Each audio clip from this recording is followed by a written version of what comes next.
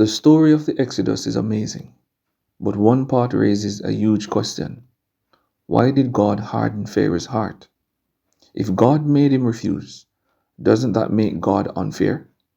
This isn't just an historical detail, it's a profound lesson in God's power and justice.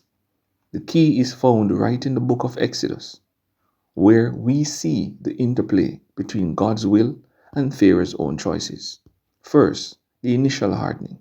The Bible does not say God started hardening Pharaoh's heart immediately. The text clearly shows a sequence. 1. Pharaoh hardens himself. Exodus chapter 7 verse 13, chapter 8 verse 15, and chapter 8 verse 32. Before God fully takes over, the text states multiple times that Pharaoh hardened his own heart.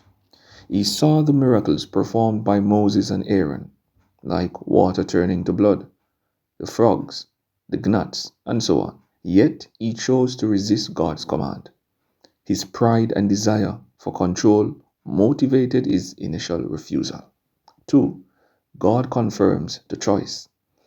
God's action to harden Pharaoh's heart was a judicial act.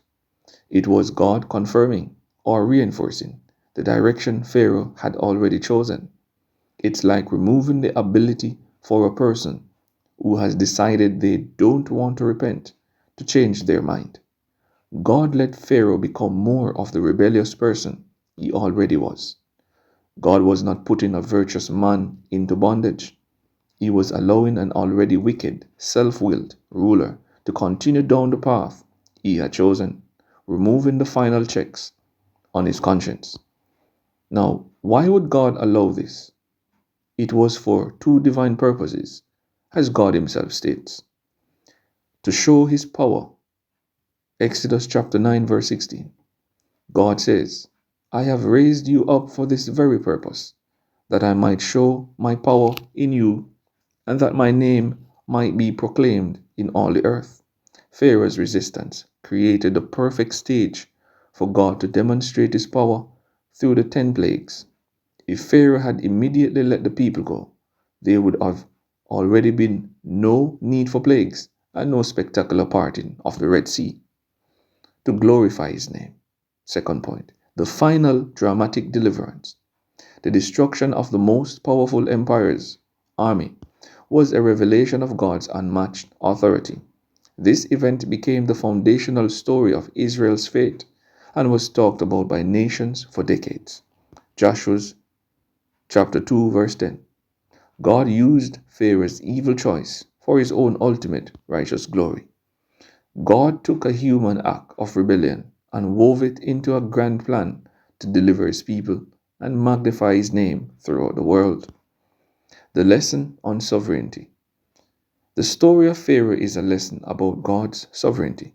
It also shows that God is in complete control, even over human rebellion. Human responsibility. Pharaoh was still responsible for his choices. He sinned willfully, and God judged him justly. Divine sovereignty. God is able to work through and over human decisions to accomplish his perfect will. The fact that God knew Pharaoh would choose rebellion doesn't diminish Pharaoh's guilt.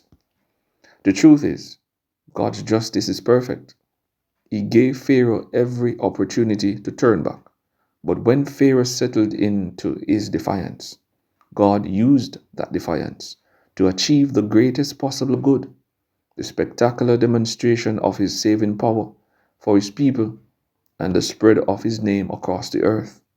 It is a terrifying, yet comforting truth. God is sovereign over all. Indeed.